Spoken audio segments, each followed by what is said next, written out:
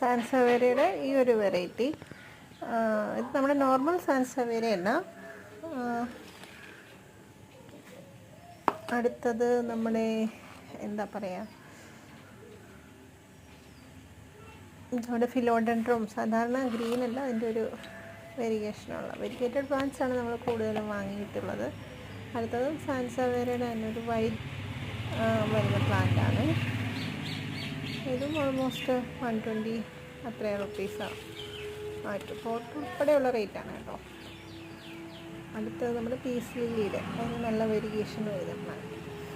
120 റുപ്പീസായിരുന്നു. നല്ല ഹെൽത്തി ആയിട്ടുള്ള പ്ലാന്റ് ആയിരുന്നു. അടുത്തത് നമ്മൾ വാങ്ങിച്ചത് പിന്നെ നമ്മുടെ ടൈഗർ ഫ്രെയിം.